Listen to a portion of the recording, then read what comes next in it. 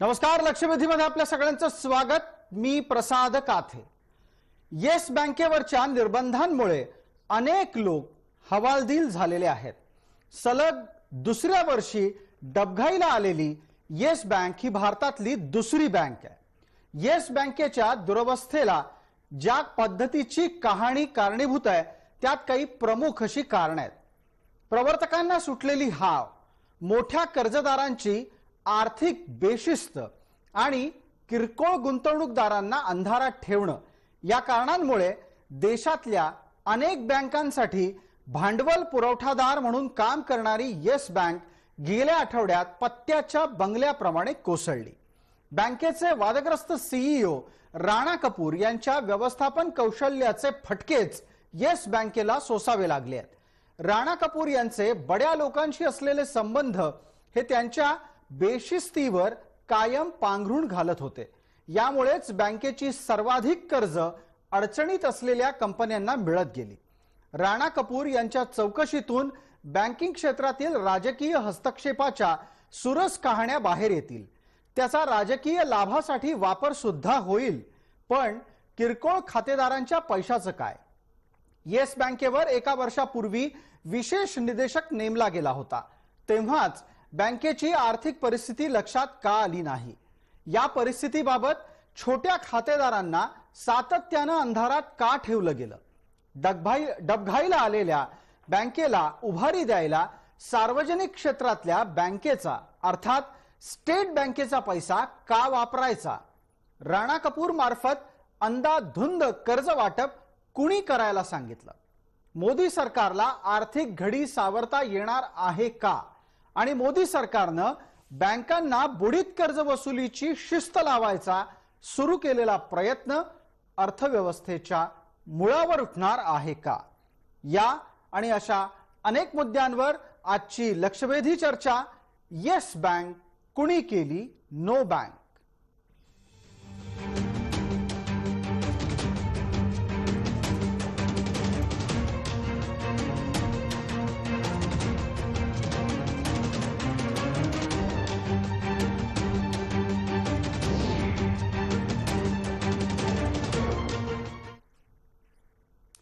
आपल्या या चर्चेमध्ये आज अत्यंत निवडक पण तितकेच महत्त्वाचे असे मान्यवर आहेत। त्यांचा परिचय मी आपल्याला करून देतो। सर्वप्रथम छोट्या गुंतवणूकदारांचे प्रतिनिधी, भारतीय जनता पार्टीचे माजी खासदार आणि आता विद्यमान राष्ट्रीय उपाध्यक्ष किरीट सोमय्या, डॉक्टर किरीट सोमय्या, त्यांच्या सोबत आपल्या या चर्चेत जोडले गेलेले आहेत बँक कर्मचारी महासंघाचे सरचिटणीस देवीदास तुळजापूरकर आणि बँकिंग क्षेत्रातले तज्ञ तसंच डाव्या संघटनांच्याकडून कर्मचाऱ्यांच्या हक्कांची लढाई लढणारे विश्वास उडगी थोड्याच वेळात आपल्या सोबत प्रत्यक्ष असणार आहेत। आत्ताच्या घडीला या सर्व चर्चेची सुरुवात करण्यासाठी मी डॉक्टर किरीट सोमय्या यांना प्रश्न विचारतो। किरीट सोमय्या, अत्यंत थेट आणि स्वाभाविक प्रश्न या घडीचा हाच आहे की येस बँकेवर एका वर्षापूर्वी जर विशेष संचालक नेमला गेला होता तर एका वर्षानंतर उद्भवणारी परिस्थिती त्या माणसाच्या लक्षात यायला नको होती का?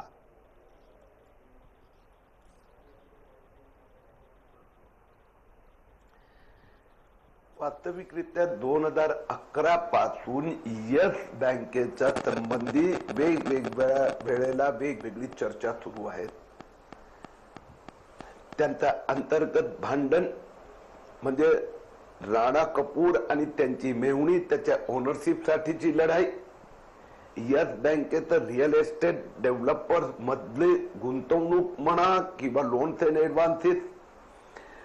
मी 1.25 वर्षापूर्वी जानेवारी 2019 मध्ये एक ट्वीट केली होती आणि त्यात एक राऊंड रॉबिन सिस्टम मध्ये IL&FS, DHFL आणि त्याचबरोबर येस बँक हे असे एकमेकांमध्ये कसे पैसे फिरवतात आणि बॅड डेट ला कसं कव्हर करण्याचा NPA ला प्रयत्न करतात ह्याची माहिती दिली होती।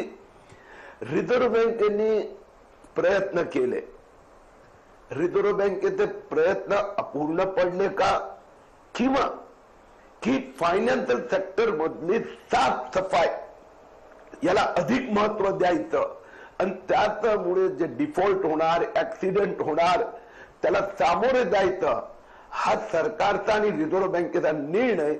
मला असं वाटतं की ह्या बद्दल एक जाणीवपूर्वक गंभीरतेने चर्चा व्हायला हवी.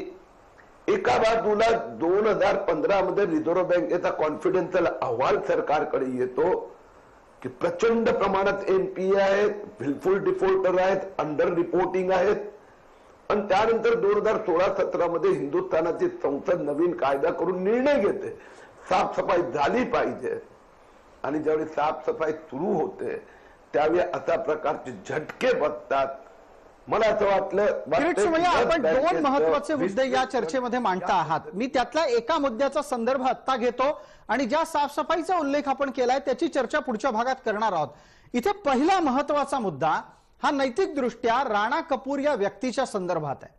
मला या निमित्तानं देविदास तुळजापूरकर यांना चर्चेत सहभागी करून घेताना हा प्रश्न थेट त्यांना विचारायचा आहे की बँकेचा सीईओ असलेला राणा कपूर आर्थिक दृष्ट्या बेशिस्त पद्धतीने वागत होता, पण त्याची ही सगळी आर्थिक बेशिस्त वारंवार दुर्लक्षिली गेली कारण त्याचे बड्या राजकीय नेत्यांशी असलेले संबंध.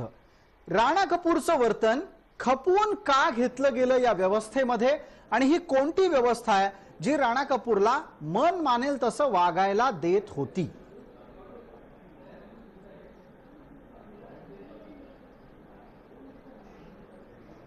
राणा कपूर हे काही पहिले नाही आहेत. यांच्यासारखे नावं वेगळी आहेत, पण ग्लोबल ट्रस्ट बँक बुडाली त्यावेळी कुणी होतं, रमेश गिल नावाचे एक. याशिवाय बँक ऑफ कराड बुडाली. खाजगी बँका ज्या बुडाल्यात त्या बुडत असताना कोणीतरी व्यक्ती कारण असते. मला वाटतं व्यक्तीपेक्षा व्यवस्था म्हणून त्या गोष्टीकडे बघायला पाहिजे की खाजगी बँकांमध्ये रिझर्व्ह बँकेने कितीही अंकुश लावायचा प्रयत्न केला तरी ज्या पद्धतीने त्या बँका स्वतःच्या स्वार्थासाठी आणि आर्थिक लाभासाठी वापरल्या जातात त्याचा शेवट हा असाच होणार. याच्यापेक्षा काही वेगळा शेवट याच्यातून अपेक्षित करत नाही. त्या व्यवस्थेमध्ये काही खोट आहे.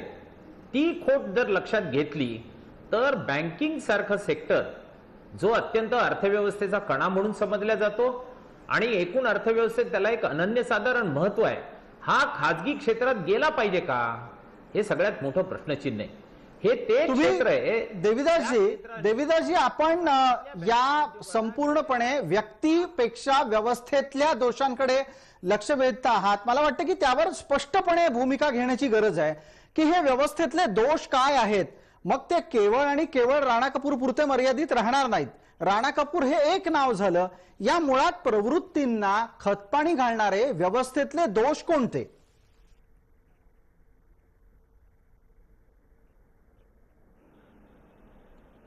तुम्ही बघा, ग्लोबल ट्रस्ट बँक ज्या रमेश गिल यांच्यामुळे बुडाली त्यांना भारत सरकारने त्यावेळी पद्मश्री पुरस्कारांनी सन्मानित केलं होतं. आज ज्या चंदा कोचर यांच्याबद्दल आपण बोलतो त्यांनाही पद्म पुरस्कारांनी सन्मानित केल्या गेलेलं होतं. आणि आज या सगळ्या लोकांना जी सामाजिक प्रतिष्ठा लाभलेली आहे आणि आज सोशल मीडियामध्ये या राणा कपूर यांचे फोटो चिदंबरम बरोबरचे आहेत, तसे नरेंद्र मोदींच्या बरोबरचे आहेत. हे जर लक्षात घेतले तर राजकीय पक्ष एक येतो, दुसरा जातो, दुसरा येतो, तिसरा जातो, पण त्याचं जे वर्ग चारित्र्य तेच कायम आहे. फक्त व्यक्ती बदलतात. यांचा ज्या पद्धतीने पॉलिटिकल लॉबीशी असलेला अक्वेंटन्स आहे त्याचा फायदा घेऊन ते लुटतात. लूट मात्र सामान्य माणसाची होते. हे कुठेतरी आपण गांभीर्याने लक्षात घ्यायला पाहिजे आणि मग याच्यावरची उपाययोजना काय होऊ शकते याची चर्चा केली जाऊ शकते. अगदी तुम्ही असं म्हणता आहात की पक्ष राजकीय कोणताही असो अशा प्रकारच्या प्रवृत्तींच्या पाठीशी राहण्याची त्याची वृत्तीच दिसून येते. आपल्याला याच निमित्तानं पुढचा प्रश्न विश्वास उडगींना विचारायचा आहे. विश्वास उडगी, थोडक्यात काय, व्यवस्थेतले दोष कोणालाच मोजून बाहेर काढायचे नाहीयेत आणि त्याचाच दुष्परिणाम हा टप्प्याटप्प्यानं सातत्यानं दिसतो आहे.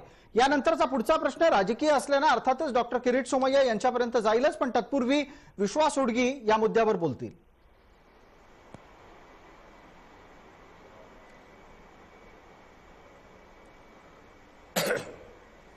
येस बँकेचा आजचा जो क्रायसिस आहे तो आजचा नाही आहे, तो गेल्या काही वर्षांचा आहे. 2004 मध्ये ही सेकंड जनरेशनची नवीन बँक आली त्यानंतर माझ्या माहितीमुळे पहिल्या 5 वर्षातच ही विक्री करता उपलब्ध होती. म्हणजे 2008चा क्रायसिस आंतरराष्ट्रीय जो होता त्याच वेळेस भारतामध्ये ही विक्री करता योग्य म्हणजे स्वतःच राणा कपूरच तयार होते. त्यातून मग त्यांनी धंदा वाढवत फार मोठ्या प्रमाणामध्ये धंदा वाढवला आणि आता नॉन परफॉर्मिंग असेट थकीत कर आणि बुडीत कर्ज हे सुद्धा प्रमाणाबाहेर वाढवलंय. ते अनऑफिशियली 12% आहे. पण आत्ता जर तुम्ही बॅलन्स शीट काढून बघितले काही 2-3 वर्षाची हे 7 किंवा 7.5% दाखवतील. म्हणजे ग्रॉस परफॉर्मिंग नॉन परफॉर्मिंग असेटचं जे प्रमाण आहे 5%चं ते त्यांनी केव्हाच ओलांडलंय. आणि ह्या सगळ्यांचं इन्स्पेक्शन ऑडिट करणारं रिझर्व्ह बँक ऑफ इंडिया हे सातत्याने त्यांना कन्सेशन देत आलं. त्यांच्या फॅमिलीमध्ये प्रमोटरचा शेअर वगैरे हे एक संकट आहेच, होतच त्यांचं भांडण. पण दुसरं भांडण फार मोठ्या प्रमाणात कॉर्पोरेट कर्ज त्यांनी जी दिली ही क्लीन लोन होती आणि ती बुडीत खाती निघाली आहेत. माझ्या माहितीप्रमाणे त्यांनी IPL मधल्या टीम मध्ये सुद्धा लोन्स दिलेली आहेत आणि ती बुडीत गेलेली आहेत. अच्छा, विश्वास उडगी, थोडक्यात काय तर कोणाचा पैसा कुणाच्या खिशात चाललेला आहे या संदर्भातला आपला एक महत्वाचा मुद्दा लक्षात येतोय. पण मला त्यातल्या राजकीय हस्तक्षेपाकडे आणि आत्ताच्या घडीला आपण राणा कपूर या व्यक्तीविषयी बोलत असल्यानं त्यांच्या राजकीय लागेबांध्यांविषयीची पण चर्चा करणं गरजेचं वाटतं. मला डॉक्टर किरीट सोमय्यांनाच हा प्रश्न विचारायचा आहे. डॉक्टर किरीट सोमय्या, हे बँकिंग क्षेत्रातलं एक उघड गुपित होतं की राणा कपूरला विशिष्ट ठिकाणाहून फोन आल्याशिवाय ते कर्ज वाटप करत नाहीत. कुठून फोन यायचे आणि त्यामुळे कर्ज वाटपाचे लाभार्थी कोण?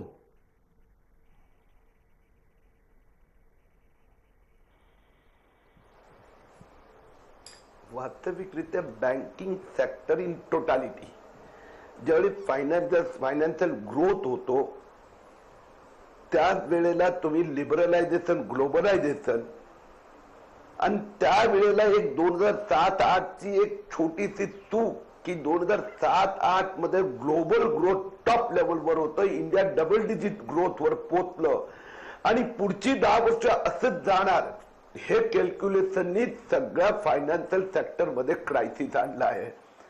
आता मी आपल्याला सांगतो बँकिंग, तो कोऑपरेटिव्ह बँकिंग मध्ये पण प्रॉब्लेम आहे. तिथे पण ड्युअल रेग्युलरिटी बोलतो. पण परत आपण सांगतो कोऑपरेटिव्ह बँकेत जे संचालक असतात ते जबाबदार असतात. प्रायव्हेट बँका संबंधी बोलायला गेलो हाच विषय येतोय. आणि पब्लिक सेक्टरच्या बँकांमध्ये पण हीच अवस्था झालेली आहे. मग ते बँक ऑफ इंडिया असो की IDBI असो की बँक ऑफ महाराष्ट्र असो. म्हणून मला असं म्हणावं लागणार की ही समस्या जी आहे त्या आर्थिक समस्या आहे. विकास करता करता कुठे कुठे कसा गोंधळ झाला. कर्ज जे दिलं गेलं त्याचं व्हॅल्युएशन नीट झालं नाही. एम्बिशियस बिझनेसचं प्लॅनिंग केलं आणि सगळ्यात महत्वाचं फ्रॉडुलंट ऍक्टिव्हिटीज. म्हणून मी या विषयाला अशा पद्धती बघणार. प्रसाद, आपल्या समोर आता PNC बँक बुडाली, कर्नाळा बँक कोऑपरेटिव्ह बँक होती, IDBI बँक बुडालेलीच होती, त्याला भारत सरकारने सपोर्ट दिला. म्हणून एका वर्षात 4ही प्रकारच्या बँका बुडाल्या. याचा अर्थ बँकिंग सेक्टर मधलं जे सगळ्यात मोठा रेग्युलेटर आहे RBI त्याला अधिक मजबूती करायची गरज आहे. बर, दुसरं तुमच्या विकासाचा नादात थोडं फायनान्शियल डिस्ट्रीब्युशन मध्ये नॉन ट्रान्सपरन्सी आली. ठीक आहे किरीट सोमय्या, या 2 मुद्द्यांवर आपण बोलूयात. तुमच्याच एका मुद्द्याला मला वाटतं की आपल्या सोबत असलेल्या विश्वास उडगी यांना प्रतिवाद करायचा आहे. विश्वासराव, आपण बोलताय.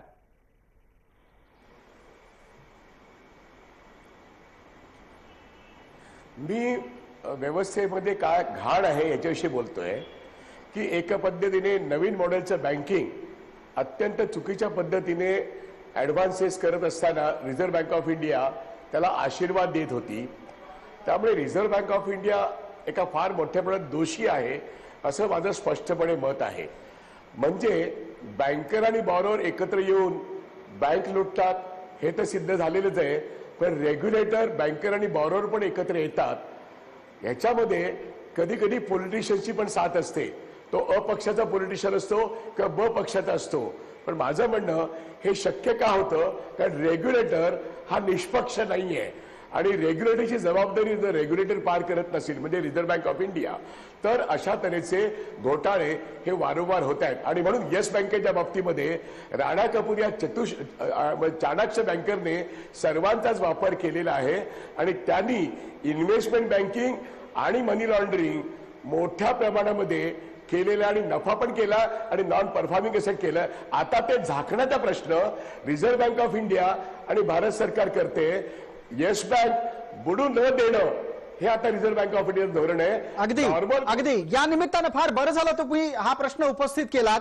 मला याच मुद्द्यावर देविदास तुळजापूरकरांकडे जायला आवडेल. देविदासजी, अत्यंत महत्वाचा मुद्दा आहे. येस बँक बुडू नये म्हणून स्टेट बँकेतला पैसा काढायचा, येस बँकेच्या खिशात घालायचा. पण अशा प्रकारचा नियम आणि निकष इतर बुडलेल्या काही दिवसांपूर्वीच्या बँकांबाबतीत होताना दिसत नाही. हा दुजाभाव का?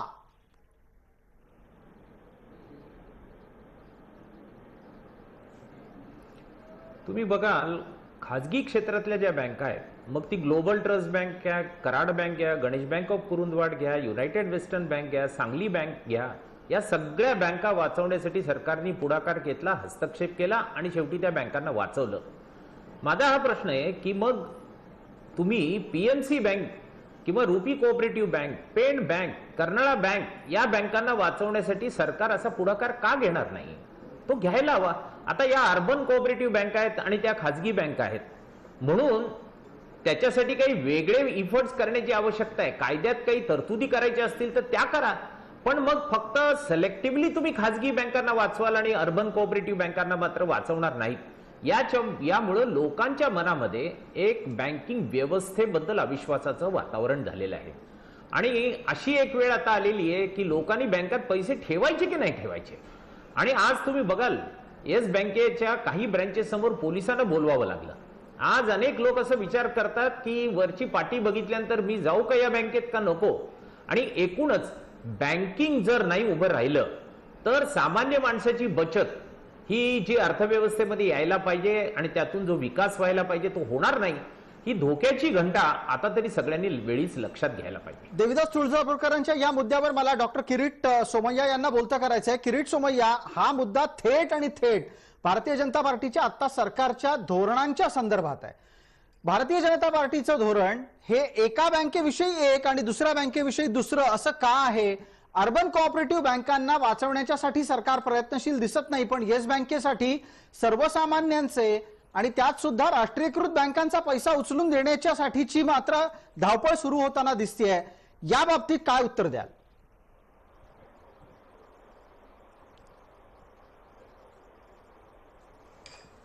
फारच चांगला मुद्दा आहे, कारण की ही जी चर्चा आहे, हा जो वाद आहे तो परापूर्वत सुरू आहे.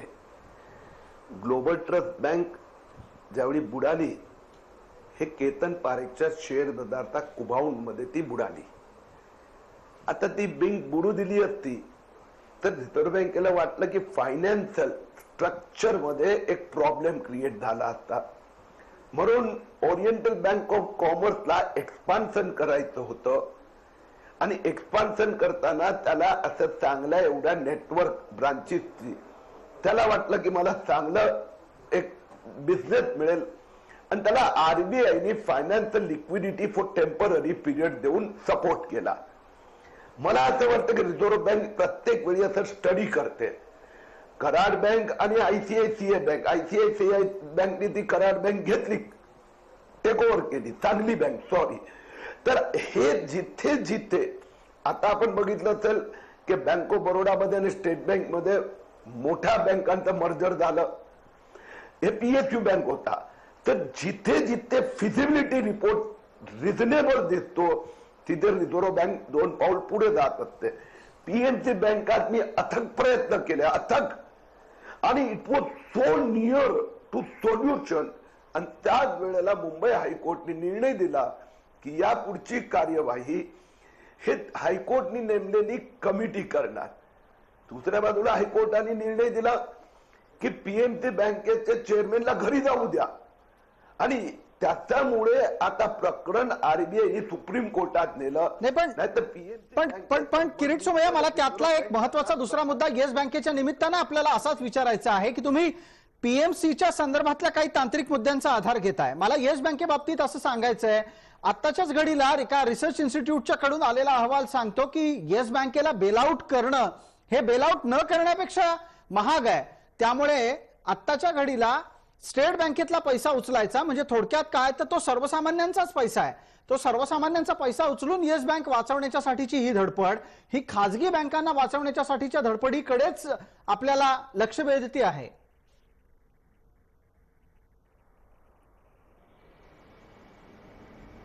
मला असं वाटतं की it is over simplification. State बँकेत एक दमडीही येस बँकेकडे डायव्हर्ट केली जाणार नाही. ज्यावेळी ओरिएंटल कॉमर्स बँक ऑफ कॉमर्सनी बँक घेतली, आयसीआयसीआयनी घेतली, बँकेचा पैसा नाही वळवण्यात आला, त्याला आपण म्हणतो रिस्ट्रक्चरिंग पॅकेज. जसं पीएमसी संबंधित पण असं रिस्ट्रक्चरिंग पॅकेजचा अजूनही रिझर्व्ह बँक विचार करते. सुप्रीम कोर्टाचा एकदा क्लिअरन्स आलं की तशा पद्धतीने यात 5 ते 10 वर्षाचा पॅकेज रिस्ट्रक्चरिंग पॅकेजची वर्तन कॅल्क्युलेशन केलं जाते आणि त्यात सगळ्या अफेक्टेड पार्टीना, सगळ्या इंटरेस्टेड पार्टीजना 10%, 20% सॅक्रिफाईस हे द्यावं लागतो. त्याचबरोबर रिझर्व्ह बँकेकडे जे एक रिझर्व्ह फंड आहे त्यातला काही पैसा 10 वर्षासाठी दिला जातो. मी आपल्याला स्पष्ट करू इच्छितो की येस बँकेमध्ये पण जर असं पॅकेज वर्कआउट झालं तरच रिझर्व्ह बँक पुढे येणार. स्टेट बँकेचा पैसा देऊन याला वाचवायचं असं कोणतंही प्रपोजल नाही, असूच शकत नाही. ठीक आहे. वर्किंग 30 दिवसात केलं जाणार की कोणी किती सॅक्रिफाईस करायचा, किती सपोर्ट आरबीआयने द्यायचा, किती सपोर्ट गव्हर्नमेंटने द्यायचा, वेगवेगळ्या फॉर्म मध्ये दिला जातो. आणि बरोबर करून ठीक आहे. त्याच्यावर विश्वास उडगींचं एक उत्तर घेऊयात पटकन. विश्वास उडगींना काही मुद्दे मला वाटतं कदाचित पटलेले दिसत नाहीयेत. विश्वासराव, आपण बोलणार आहात. हो, मला स्पष्टपणे सांगायचं आहे की येस बँकेवरती निर्बंध आणणं ही आरबीआयची स्ट्रॅटेजी होती आणि येस बँकेने येस बँकेला बेलआउट करणं याचा अर्थ येस बँकेला न डुबू देता येस बँकेचं बोर्ड बदलणं ही प्रक्रिया आता सुरू झाली आहे. 30 दिवसामध्ये रिझर्व्ह बँक ऑफ इंडियाच्या गव्हर्नरनी जे काही म्हटलेलं आहे त्याचा अर्थ असा होतो की स्टेट बँक ऑफ इंडियाला पुढे करून, LICला पुढे करून स्टेट बँक ऑफ इंडियाचे 49% एकूण मालकी हक्क येस बँकेच्या बोर्डात येईल. LICचा 9% हिस्सा ऑलरेडी येस बँकेमध्ये आहे. म्हणजे दोन्ही संस्थांचा मिळून याचा अर्थ येस बँक या खासगी बँकेवरती या देशातल्या 2 मोठ्या सार्वजनिक संस्थांचा पैसा लागला तर देशाचं सरकार आणि रिझर्व्ह बँक मिळून येस बँक बुडू देण्यापासून वाचवणार आहे. त्याकरता त्याला 30 दिवसाचा अवधी हवा आहे. म्हणजे restructuring of capital of yes bank होईल आणि मग त्याचं अमलगमेशन हे स्टेट बँक ऑफ इंडिया करणं हा तो प्लान आहे. यालाच रिवायवल प्लान म्हणतायत. आणि दुसरी गोष्ट अशी की state bank of India, reserve bank of India पण विश्वास उडगी, एक मिनिट. पण विश्वास उडगी, डॉक्टर किरीट सोमय्यांना असं वाटतं की हे ओव्हर सिम्प्लिफिकेशन आहे एखाद्या मुद्द्याचं, प्रत्यक्षातली प्रक्रिया तशी नसणार आहे. या आक्षेपाला आपण किंवा या निरीक्षणाला काय उत्तर देणार आहात?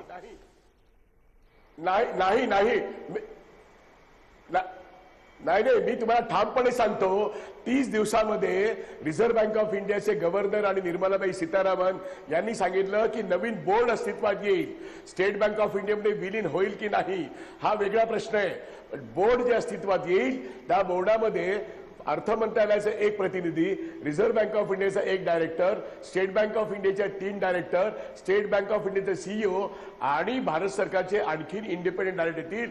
बोर्ड सरकारच्या ताब्यात येईल. मग माझा उलटा प्रश्न असा आहे, या खासगी बँकेचं राष्ट्रीयकरण झालं असं म्हणायला मोदी सरकार तयार आहे का? ही बँक वाचणार, ठेवीदारांचे पैसे वाचतील, पण 50,000 रुपये काढण्याची संधी फक्त 30 दिवसाकरता त्रास कळ सोचा असं मोदी सरकार. अगदी हाच एक अत्यंत पुढचाही महत्वाचा मुद्दा आहे. देविदास तुळजापूरकर, आपल्यालाही या निमित्तानं बोलायचंय, मी देतो आपल्याला संधी.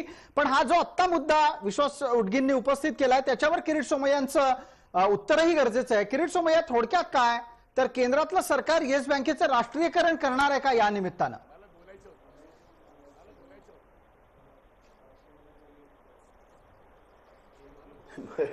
आपण बघा, एका बाजूला वाद आणि दुसऱ्या बाजूला विवाद, आणि तिसरं मी सुप्रीम. मला सांगा, कॉन्ट्राडिक्टरी आर्ग्युमेंट करणार का? फिक्स डिपॉझिटर्सला, खातेदारांना वाचवलं पाहिजे का? याचं उत्तर कोण देणार? नाही. सांगावं नाही. हो, वाचवायचे. आता वाचवायचे तर कसे वाचवायचे हे कोणीही योजना, सूचना रिझर्व्ह बँकेला करावी. आता रिझर्व्ह बँकेला असं वाटते की कोणी बँक घेऊन यायला तयार असेल तर ठीक आहे, येत नसेल, केलं नाही या लोकांनी. ह्या लोकांनी ड्यू डिलिजन्स केल्यानंतर स्टेट बँकेला वाटलं की बाबा आम्ही अशा पद्धतीने नाही वाचवता येणार, याला आम्ही नाही करू शकत इन्व्हेस्टमेंट.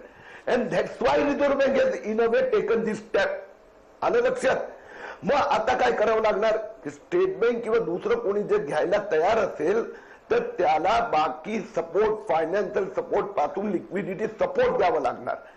सरकारला हे इतकी मोठी लाख कोटी रुपयेचं टर्नओव्हर असलेली बँक जर आपण बुडू द्यायची का? पहिला प्रश्न. नाही. फिक्स डिपॉझिटरचे पैसे, खातेदारांचे पैसे वाचवायचे की नाही? वाचवायचे. तर तिसरी गोष्ट मग कशी वाचवायची? SBI is not taking over. हे reserve bank will come out with a package and scheme, आणि त्यात त्या आणखीन बँकांची चर्चा करणार.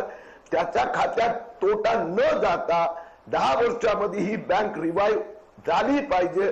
ग्लोबल ट्रस्ट बँकेच्या वेळी असेच वादविवाद होते, पण बघा स्मूथली पुढे गेलं.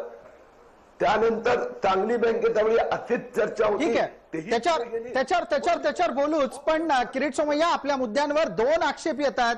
आधी मी आता देविदास तुळजापूरकर यांना संधी देतो आणि मग विश्वास उडगींचंही म्हणणं ऐकून घेणार आहोत.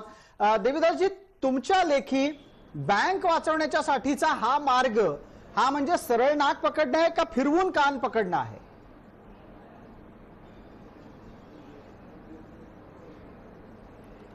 तुम्ही बघा, गेल्या काही दिवसांपासून जेट एअरवेजला वाचवायचं होतं. सरकारने स्टेट बँकेला सांगितलं की तुम्ही जेट एअरवेजला बेलआउट करा.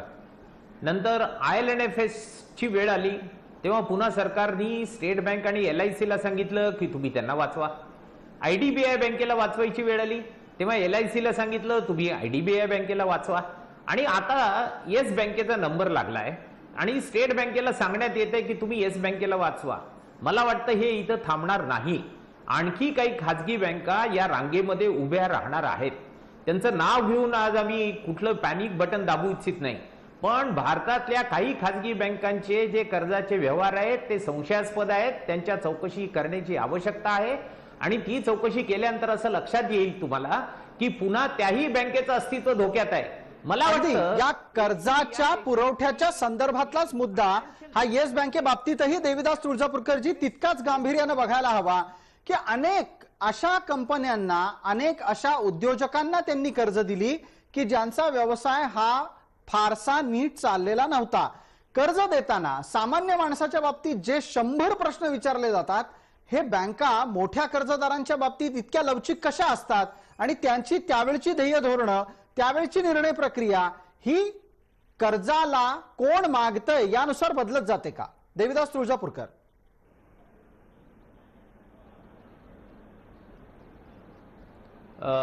तुम्ही बघा, आज या सगळ्या बँकांमधलं कर्ज मंजुरीची जी प्रक्रिया आहे ना, ती कमिटी अप्रोचची असते.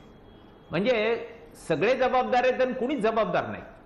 आजही ही वस्तुस्थिती आहे की बँकांचे जे वरिष्ठ कार्यपालक आहेत त्यांची अकाउंटेबिलिटी करण्यासाठी कुठलीही कंडक्ट रेग्युलेशन नाहीत. आज बँकांचे चेअरमन नेमणारी जी अथॉरिटी आहे, फायनान्स सेक्रेटरी, त्याला कंडक्ट रेग्युलेशन आहेत, पण बँकांच्या चेअरमनना पण नाही आहेत. म्हणजे एकूण व्यवस्थेमध्ये अकाउंटेबिलिटी आणि अँसरेबिलिटी फार कमी आहे. आणि अकाउंटेबिलिटी अँसरेबिलिटी फक्त बँकर्सची नाही, रेग्युलेटरची पण आहे. रिझर्व्ह बँकेला पण कुणीतरी चाप लावला पाहिजे की रिझर्व्ह बँक म्हणजे एखाद्या हिंदी चित्रपटामध्ये पोलीस सगळं झाल्यानंतर जसे एंट्री करतात तसं रिझर्व्ह बँक एंट्री करते. रिझर्व्ह बँकेच्या डायरेक्टरला गेले 1 वर्ष झाले हा सगळा प्रवास माहित होता. अगदी त्याचा उल्लेख तर आपण वारंवार करतो आहोत की 1 वर्षापूर्वीपासून येस बँकेच्या आर्थिक व्यवहारांवर लक्ष असून सुद्धा त्यांच्या चुका दिसल्या नाहीत. आणि विश्वास उडगी, आपण तर या कर्ज पुरवठा त्याचबरोबर आता नवीन पद्धतीचं सुरू असलेलं बेलआउट पॅकेज यावरही बोलाच, पण दुसऱ्या बाजूला एक महत्वाचा मुद्दा जो देशाचे माजी केंद्रीय अर्थमंत्री पी चिदंबरम यांनी उपस्थित केलाय त्याहीकडे मी लक्ष वेधतो आणि आता पुढची चर्चा आपण त्यावर करू की बँक अडचणीत आहे, बँकेचा एनपीए वाढत चाललेला आहे, त्याची थकीत कर्ज ही वसूल होत नाहीयेत हे लक्षात येऊन सुद्धा बँकेची कर्ज देण्याची प्रवृत्ती काही थांबत नव्हती आणि दनादन कर्ज दिली जात होती. बँकेच्या माध्यमातून 35% कर्ज जास्त दिली गेली 5 वर्षांमध्ये त्याच्या आधीच्या 5 वर्षांपेक्षा. ही आर्थिक अनियमितता का खपवून घेतली गेली असेल?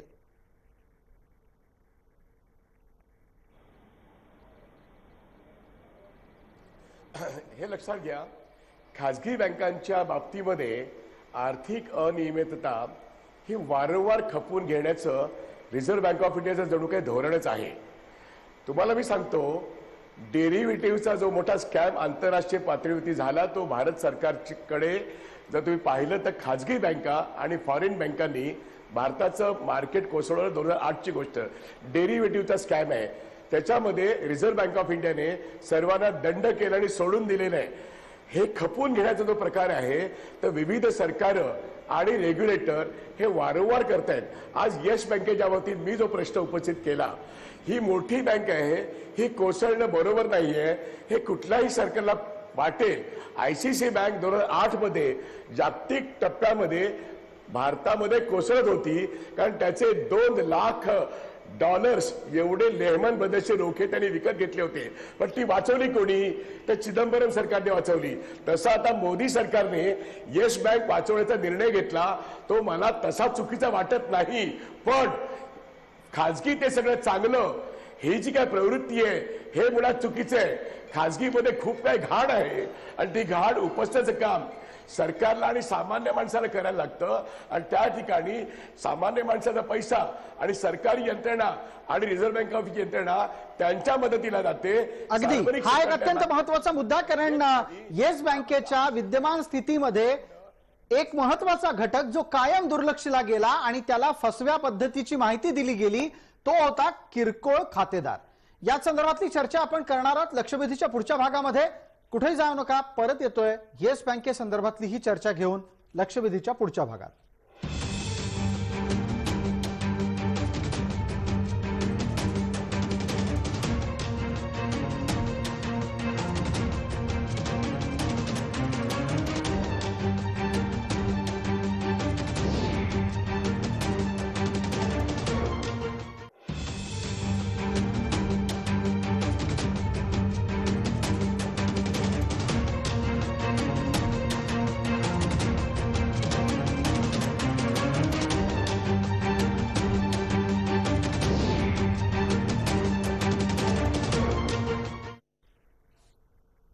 नमस्कार, लक्षवेधीच्या या भागामध्ये आपलं स्वागत. आपल्या सोबत बँकिंग क्षेत्राच्या संदर्भातले 3 मान्यवर आहेत.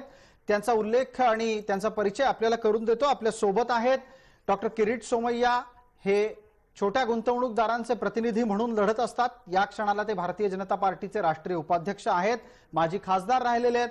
आपल्या सोबत आहेत बँकिंग क्षेत्राचे तज्ज्ञ विश्वास उटगी आणि बँक कर्मचारी महासंघाचे महासचिव अर्थात सरचिटणीस देवीदास तुळजापूरकर. सर्व मान्यवरांचं चर्चेमध्ये स्वागत. मी आता थेट प्रश्न किरीट सोमय्या यांना विचारतोय. डॉक्टर सोमय्या, मला एका गोष्टीचा खुलासा करा. देशाची अर्थव्यवस्था ही आणि त्या सुद्धा अर्थव्यवस्थेतली बँकिंग व्यवस्था ही नोटबंदीच्या काळानंतर सर्वात जास्त अडचणीत आली आहे का?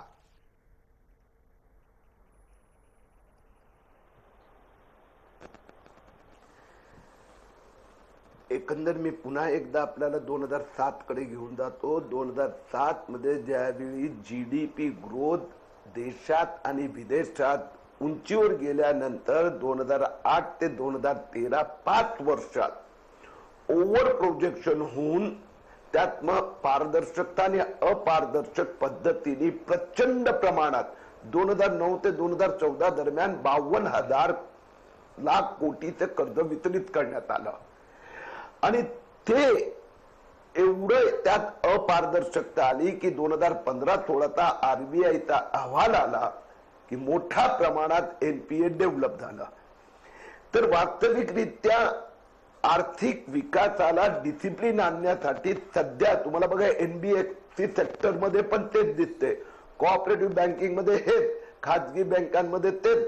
आणि राष्ट्रीयकृत बँकांमध्ये पण तेच, बँक ऑफ इंडिया असो, बँक ऑफ महाराष्ट्र असो, IDBI असो, तरी ही शिस्त आणण्यासाठी माझं असं मत आहे की काही प्रमाणात साफसफाई होत आहेत. त्यात सामान्य माणसांचा, छोटा गुंतवणूकदारांची काळजी घ्यावी.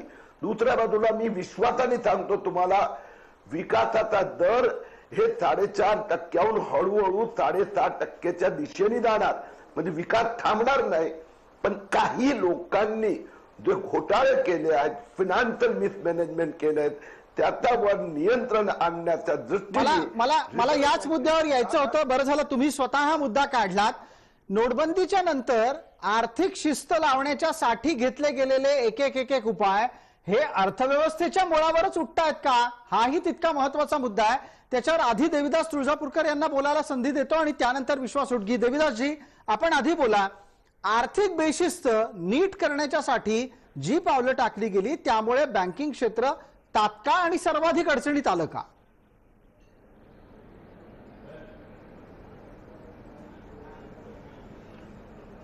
नोटबंदीमुळं काही आर्थिक शिस्त लागली किंवा काहीतरी आर्थिक घोटाळे उघडकीस आले वगैरे हे असं म्हणणं हे मला वाटतं पूर्णतः चुकीचं आहे.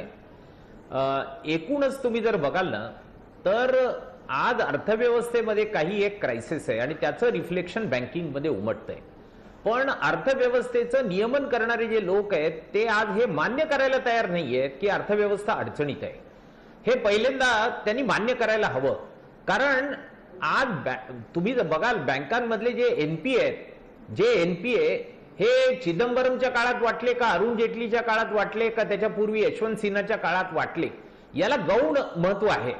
वस्तुस्थिती ही आहे की successive government, successive finance minister यांच्या काळात ही कर्ज वाटल्या गेलेली आहेत. कुणी धुतल्या तांदळासारखा आहे असा दावा बिलकुल करू नये. आणि जर केला तर आम्ही त्याला सज्जड पुरावे द्यायला तयार आहोत की हे तुमच्या काळात झालेलं आहे. आत्ताच्या घडीला देविदास तुळजापूरकर, आपण या चर्चेत तुम्हीच काही पुरावे असतील तर सांगा. कारण नोटबंदीचं समर्थन आणि नोटबंदी नंतर अर्थव्यवस्थेला घडी बसवण्याच्या साठी टाकल्या गेलेल्या पावलांचं समर्थन विद्यमान सरकार वारंवार करतंय. त्यामुळे तुमच्याकडे पुरावे असतील तर तुम्ही आत्ताच मांडायला हवेत ते.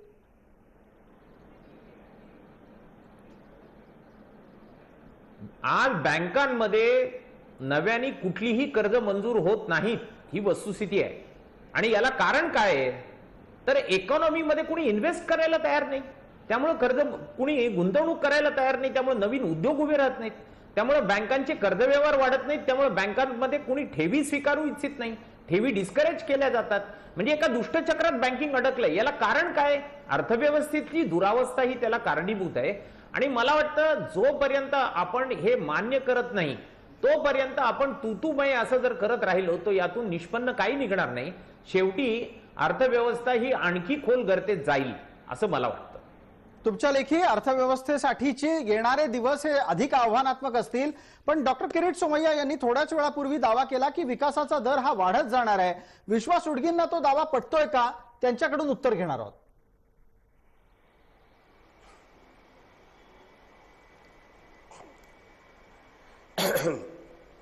विकासाचा दर वाढताना अजिबात दिसत नाहीये.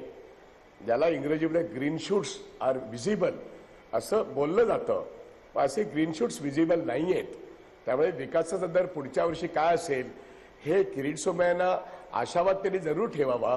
पण आंतरराष्ट्रीय पातळीवरती 4.8 वरून 4 वरती येण्याची शक्यता सर्व रेटिंग एजन्सीज वर्तवत आहेत. आणि आत्ता म्हणजे बजेटच्या पूर्वी जे काही वर्तवण्यात आलं आणि बजेटच्या नंतर त्याच्यामध्ये असं चित्र असतंय, मॅन्युफॅक्चरिंग सेक्टर आणि ॲग्रिकल्चर सेक्टर हे दोन्हीही वाढत नाहीयेत आणि वाढणारं सर्व्हिस सेक्टर सुद्धा आता फार वाढत नाहीयेत.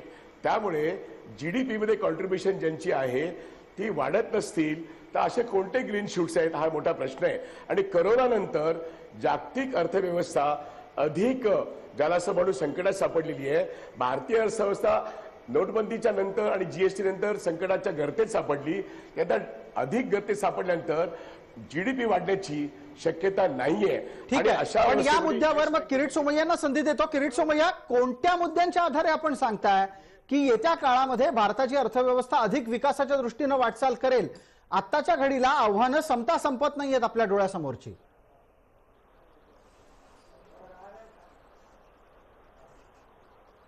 गेली 36 महिने हा विषय चाललाय. 36 महिने मी काही लोक जे टीव्ही चॅनलवर विश्लेषण देतात हेच वाक्य बोलतात, डबघाई झाली आहे, नेगेटिव्ह झाली आहे, बुडाली आहे. पण 36 महिने दर महिन्याला हे स्टेटमेंट आहेत.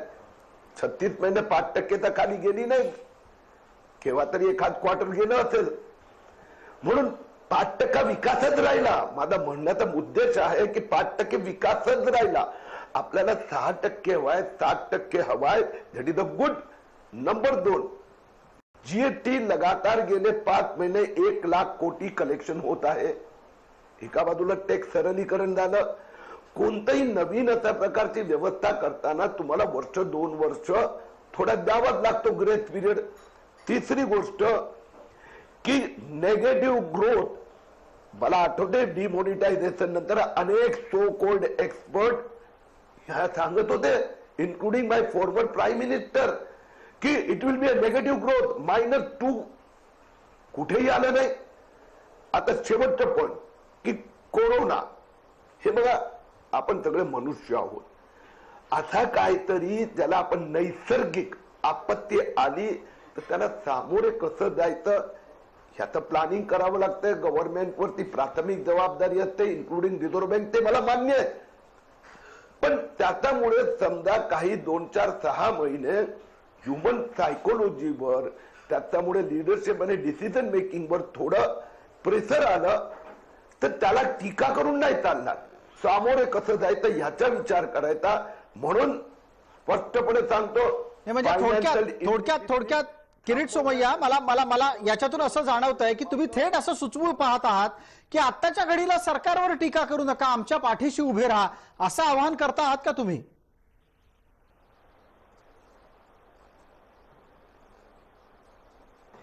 माझा मुद्दा असा आहे की एका साफसफाई चांगल्या दृष्टीने चालली आहे. सगळ्यांनी त्यात सहभागी व्हावं. कोरोना हा वेगळा विषय आहे. कोरोनामुळे जे समाजावर दडपण येणार तर सामूहिकरित्या त्याचा सामोरे जाऊया. पण आर्थिक दृष्ट्या it is a good going corrective measure. We must appreciate, acknowledge and support. बर, आता याच्यावर विश्वास सुटगी तुमचा मुद्दा विरोधाचा असू शकतो, पण मी त्याच्याच अनुषंगाने आपल्याला एक पुढचा प्रश्न विचारतो की अर्थव्यवस्थेतल्या सुधारणा या थोड्या काळासाठी प्रतिकूल परिणाम देत असतील तर त्या दीर्घकाळासाठी अनुकूल परिणाम देणारच नाहीत. या विधानापर्यंत आणि या निष्कर्षापर्यंत तात्काळ पोहोचणं हे धाडसाचं नाही का होणार?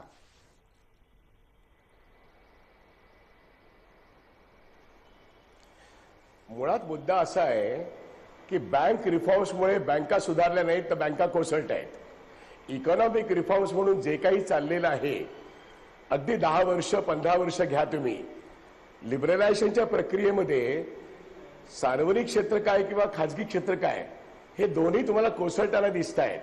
आणि आता तर तंत्रज्ञानाच्या प्रगतीमुळे आणि प्रोडक्शन प्रोसेस आणि सर्व्हिस ज्या पद्धतीने टेक्नॉलॉजी ओरिएंटेड झाली आहे, तर पेपरलेस बँकिंग आणि मॅनलेस बँकिंग जेव्हा येते किंवा इन्शुरन्स येते, त्या काळात एकूण अर्थव्यवस्था चालवणं कठीण आहे.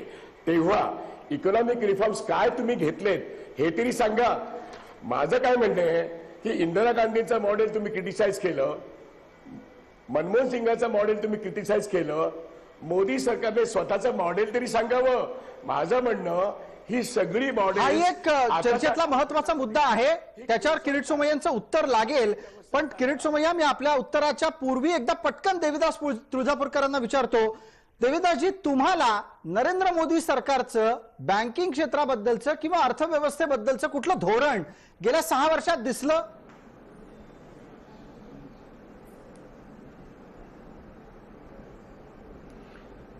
माझं असं मत आहे की यापूर्वीचं जे सरकार होतं, UPA 1 आणि UPA 2, यांचं जे बँकिंग विषयक धोरण होतं तेच नरेंद्र मोदी सरकार पुढे नेऊ पाहते. याच्यापेक्षा वेगळं नाहीये. ते एकाच नाण्याच्या 2 बाजू आहेत. म्हणजे सरकारचं नाव बदललं, धोरणं तीच आहेत.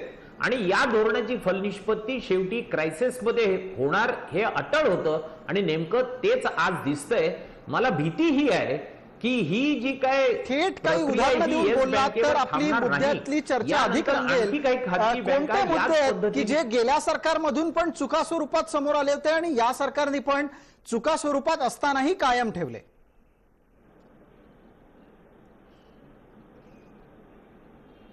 चिदंबरम बँक मर्जर्स बद्दल बोलत होते, तेच आजचं सरकार बोलतंय. या पूर्वीचं सरकार बँक प्रायव्हेटायझेशन बद्दल बोलतंय, तेच आजचं सरकार बलतंय. या पूर्वीच्या सरकारनी डेप्ट रिकव्हरी ट्रिब्युनल किंवा आणखी अशा तत्सम कायदे आणले, यांनी इन्सॉल्व्हन्सी कायदा आणला. पण या दोन्हीमुळे बँकांची कर्ज वसूल होत नाही. बँकांना मोठ्या प्रमाणावर या मोठ्या कॉर्पोरेटला सूट द्यावी लागतीये. पहिल्यांदा आपण वन टाइम सेटलमेंट म्हणत होतो, आता हेअर कट म्हणतो, पण शेवटी सॅक्रिफाईस बँकांना करावा लागतोय. म्हणजे सामान्य माणसाच्या घामातून जमा केलेला जो पैसा आहे तो पैसा आपण सोडून देतोय. आणि दुसरीकडे सरकारने 3.5 लाख कोटी रुपये या सार्वजनिक क्षेत्रातल्या बँकांमध्ये भांडवलाच्या स्वरूपात ओतले. हे बजेटमध्ये प्रोव्हिजन करून ओतले, म्हणजे कुठे सामान्य माणसांनी कराच्या स्वरूपात दिलेलाच पैसा आपण वापरतोय. बरोबर. याच संदर्भात किरीट सोमय्यांना पुढचा प्रश्न विचारतो. किरीटजी, या सर्व चर्चेतला एक अत्यंत कळीचा आणखीन एक मुद्दा हा की कोणीही बडा उद्योगपती अडचणीत आला की सामान्यांच्या खिशात हात घाला, पैसा काढा, त्याच्या खिशात घाला, ही सरकारची ध्येय धोरणं काल होती आणि आजही आहेत. मग बदल काय झाला?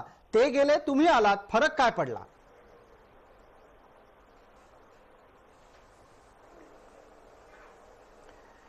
वास्तविकरित्या ज्यावेळी आपण लिबरलायझेशन ग्लोबलायझेशन हा एक भाग आहे, दुसरा भाग आहे फ्रॉड असतो.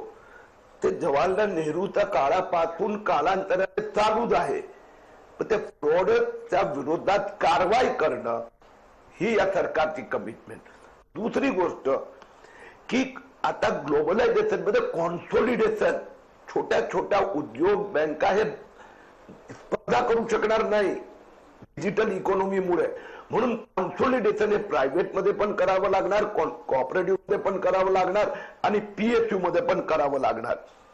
तिसरी गोष्ट साफसफाई आणि क्राइसिस.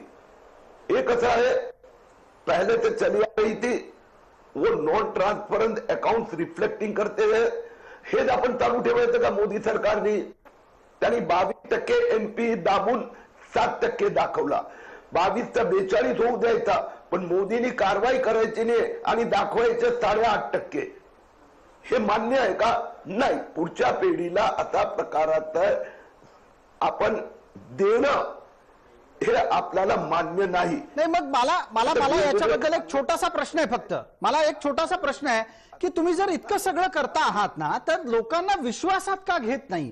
लोकांना सांगत का नाही की अशा प्रकारच्या अडचणीच्या परिस्थितींना आपल्याला सामोरं जावं लागू शकतं, तुम्ही तयारी करा, आम्ही अमुक अमुक अमुक गोष्टी करणार आहोत. किरकोळ खातेदार जो या बँकिंग व्यवस्थेचा कणा आहे, त्याला विश्वासात घेऊन, त्याला सोबत घेऊन का चालत नाही आहात तुम्ही? किरीटजी,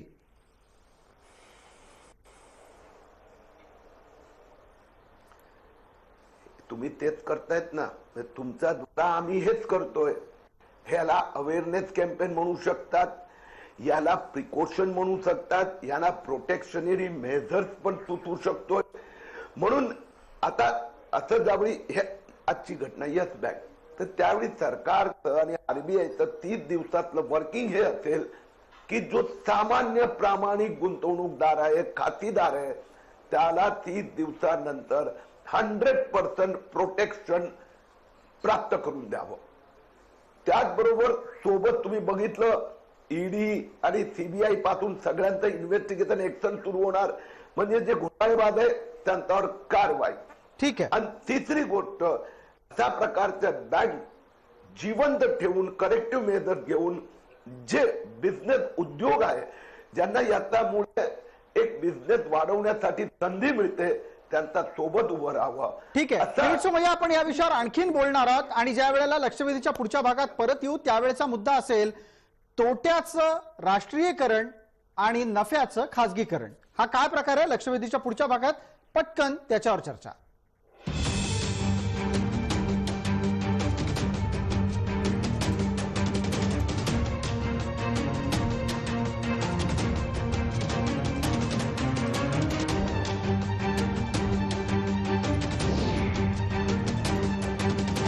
नमस्कार. लक्षवेधीच्या या भागामध्ये आपल्या सगळ्यांचं स्वागत. मी थेट जातोय देविदास तुळजापूरकर यांच्याकडे. देविदासजी, तोट्याचं राष्ट्रीयकरण आणि नफ्याचं खासगीकरण हा एक संकल्पनेतला मुद्दा आपण मांडलाय. हे कसं घडतंय, कोण घडवतंय, का करतंय?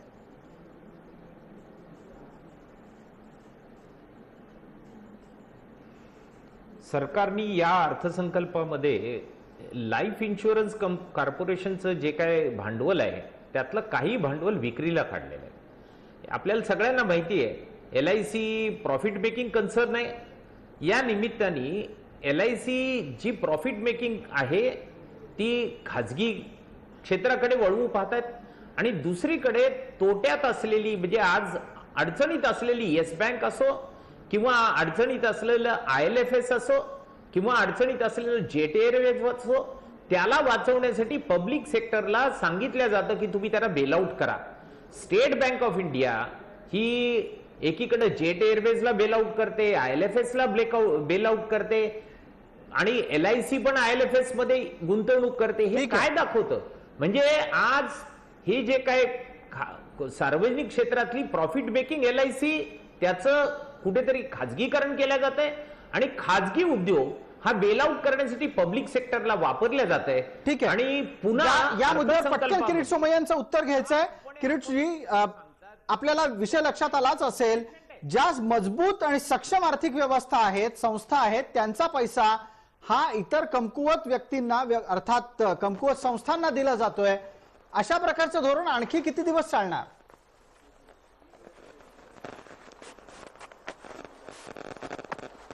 आता आहे की एक स्टेटमेंट करून टाळ्या मिळवणं ही एक गोष्ट आहे आणि वास्तविकता काय आहे. हो, पब्लिक सेक्टर बँक 1969 मध्ये राष्ट्रीयकरण झालं. 100% गव्हर्नमेंट शेअर होल्डिंग होतं.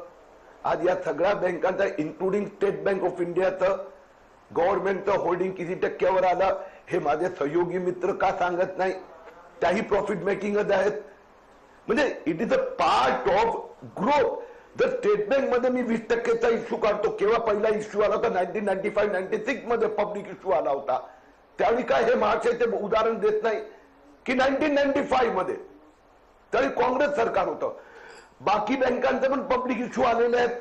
मग त्याचबरोबर LIC दुसरे 4 गव्हर्नमेंट इन्शुरन्स कंपनीज होत्या, जनरल इन्शुरन्स पासून अनेक दुसऱ्या, त्याच्यामध्ये पण आपण हे केलं. म्हणून it is a part of financial planning. जर रिलायन्स आपल्याकडे 30% 40% शेअर घेऊन 100% कंट्रोल करू शकत असेल तर ते जर LICचे 10% देऊन ते पैसे येणार, ते पैसे ग्रोथ साठी वापरणं, यात काय महापाप केला. दरवेळी अशा प्रकाराने एक अशी आर्ग्युमेंट करणं. मी तुम्हाला अनेक डझन्स ऑफ PSUचे उदाहरण देतो. RCF पासून अनेक यांचं झालेलं नाही अशा प्रकारचे शेअरची विक्री. ठीक आहे. किरीटजी, वेळेची मर्यादा आहे पण तुमचा मुद्दा या निमित्तानं लक्षात आलाय. विश्वासराव, खरं तर आपल्याला संधी देता आली असती पण माफ करा, वेळेची मर्यादा असल्यानंच थांबावं लागतं इथे. आपण सर्व मान्यवर या चर्चेत सहभागी झालात त्याबद्दल आपले मनपूर्वक आभार, धन्यवाद. लक्षवेधीमध्ये तुर्तास इतकंच. ताज्या बातम्यांसाठी पहा फक्त जय महाराष्ट्र.